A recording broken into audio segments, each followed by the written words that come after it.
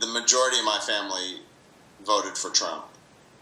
And while my parents in particular support Nathan and I 1,000%, it was very difficult for me to accept the fact that they were supporting a man who he and his running mate both were so outspoken against LGBT and the LGBT human rights.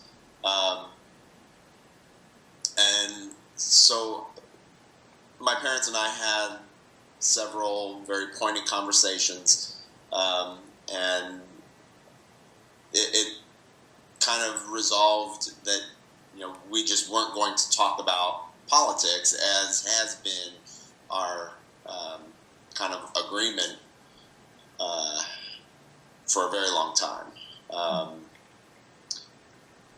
And I just kind of told my parents, when all of this comes down and you start seeing laws and rights being rolled back, you're going to realize who you're supporting.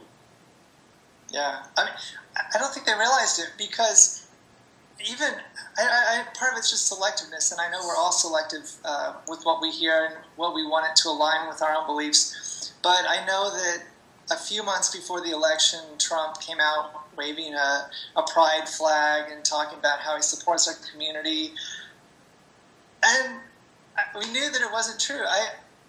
But people like Daniel's parents and people in my family, they saw him and believed him because they wanted to believe him.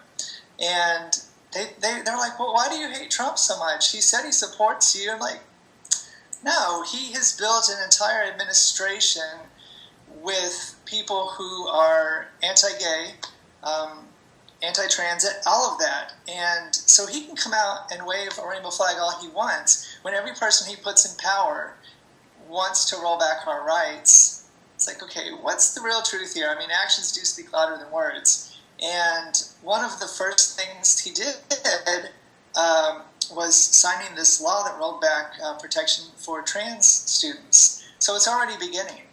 And it's funny that, he's been in office like 7 weeks, and his main focus has been rolling back rights for trans people, and of course the travel ban, which Travel Ban 2.0 just came out today.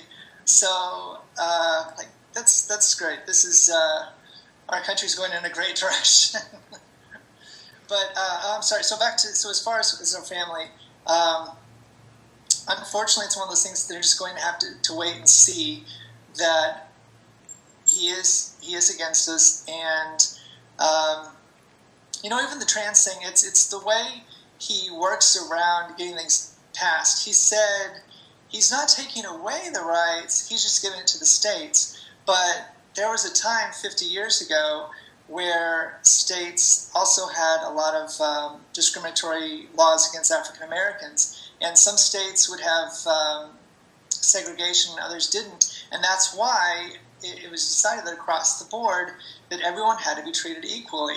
And now the same thing is happening with the trans people. It's like this separate but equal going on, and saying, oh, it's just the states. I'm not discriminating. Yes, you are. We should all be protected.